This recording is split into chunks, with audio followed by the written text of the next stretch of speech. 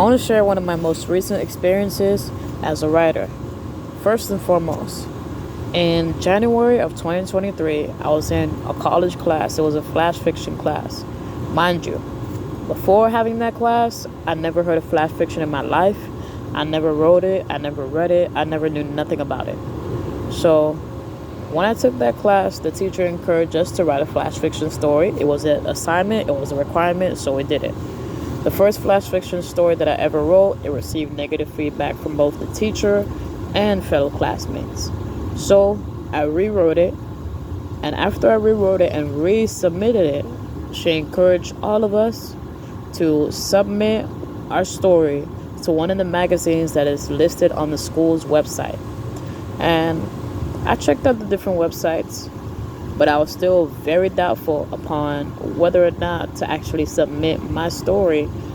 Even though I revised it, even though I rewrote it, I still didn't want to submit it. I still made 1,000,001 excuses. I still told myself, I never wrote flash fiction in my life. This is the first time I'm hearing about flash fiction. I'm just learning about it now. I don't even have a month of experience. I made 1,000,001 excuses. I really didn't want to submit that to no magazine company out there or in general. I didn't want the story to be published in general. That's just how doubtful I was.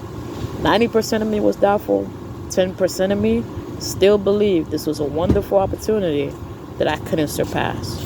So with the 10% of me that still believed that this was a wonderful opportunity that I couldn't surpass, I submitted the story to a company called Adelaide Magazines. I submitted it, and months down the line, they never contacted me, they never updated me, they never told me nothing. This was in January that I submitted it. Never said nothing to me. So recently, in the last week of April, they contacted me via email and told me that my story has been accepted and it has been published. Today, I checked on their website, and now I see my story up and published. It will be published in the magazine, and it is officially posted on their website. So the moral of this video is, the moral of my experience is, don't ever doubt yourself. If I would have allowed my doubt to stop me from submitting that story, it would have never got accepted into the magazine. It would have never been published as of now. Not only did this help me to gain more traction as an author and as a writer, but this was an opportunity that I didn't understand the true meaning of when I first saw it. So I encourage you to never doubt yourself. Always remain optimistic. Always keep a positive mindset. And I encourage you to do the one thing that you've always been afraid to do, that you've always been doubtful to do, that you've always been hesitant upon. You made excuses for it. You always look for a way around it. Now, instead of avoiding it, I would like you to take that chance. Try. Because doubt doesn't help you to accomplish goals, and it doesn't get you very far in life. If I would allow my doubt to stop me, I would have never made nothing out of myself.